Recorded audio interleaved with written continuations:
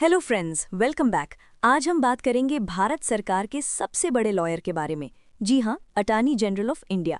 सोचिए, अगर government of India पर कोई केस कर दे तो कोर्ट में सरकार को डिफेंड कौन करेगा? पीएम खुद तो काला कोट पहनकर जाएंगे नहीं। इसलिए कॉन्स्टिट्यूशन ने आर्टिकल 76 में अटॉर्नी जनरल की पोजीशन बनाई है। क्वेश्चन नंबर 20 इसी पावरफुल पोस्ट के बारे में है। आइए देखते हैं। क्वेश्चन पूछ रहा है कि अटॉर्नी जनरल के बारे में कौन से स्टेटमेंट्स सही हैं। Statement 1, he is appointed by the president of India.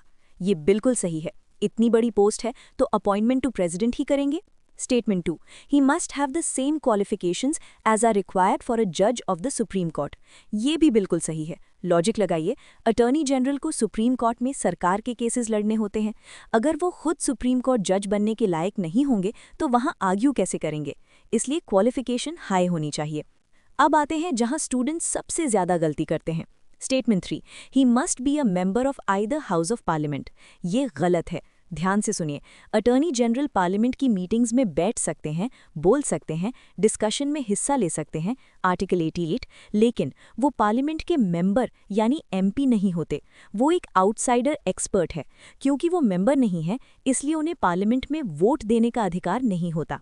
Statement 4, he can be removed by impeachment by parliament. ये भी गलत है। इम्पीचमेंट या महाभियोग एक बहुत मुश्किल प्रोसेस है जो प्रेसिडेंट या जजेस के लिए होता है। अटॉर्नी जनरल का टेन्योर फिक्स नहीं होता। वो प्लेजर ऑफ द प्रेसिडेंट पर काम करते हैं। मतलब जब तक प्रेसिडेंट यानी सरकार खुश है वो पोस्ट पर हैं। जिस दिन सरकार चाहे उन्हें हटा सकती है। कोई लंबा प्रोसेस नहीं चाहिए। यूजुअली जब सरकार गिरती है एजी भी रिजाइन कर देते हैं।